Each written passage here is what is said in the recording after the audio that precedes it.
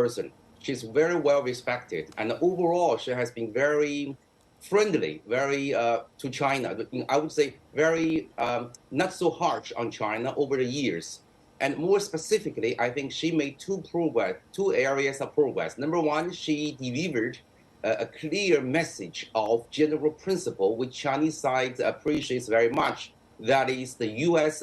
administration is not to seek conflict, rather a fair competition with China. And second, she establishes a sequence of mechanisms for better communication down the road. For example, hotline, telephone calls, or even periodically routinely scheduled meetings between the two policy teams on both sides, at least on economic issues. So overall, yes, I agree with your point that she is a very much preferred person than Blinken, Secretary Blinken, a few weeks ago.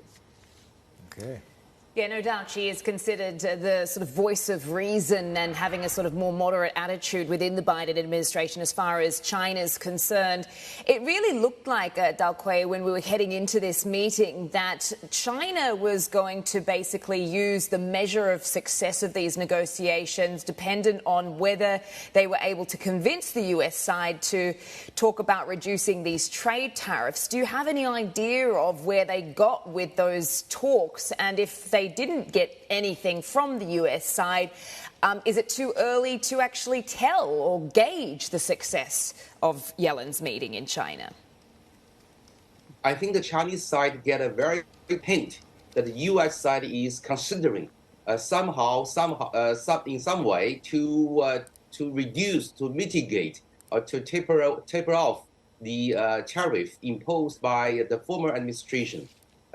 Even though all things depends on the political environment in Washington, D.C., because the presidential election is coming. But the Chinese side, I think, get a very good indication that U.S. side is willing to consider tapering off the tariff in order partly to reduce U.S. inflation right now.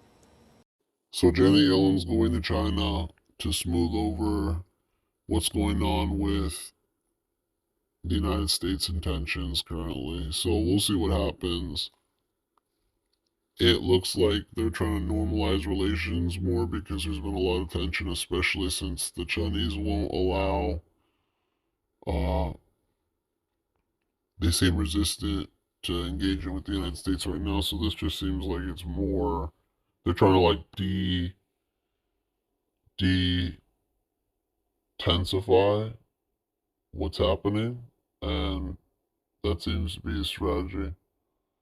So we'll see what happens if that continues. It most likely probably will continue, but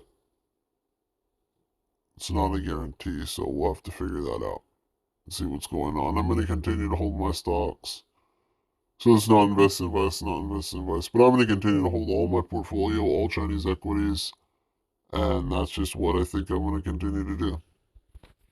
So I wish that I would have liked the Chinese economy to do better, but it doesn't look like it will, so we'll see what happens.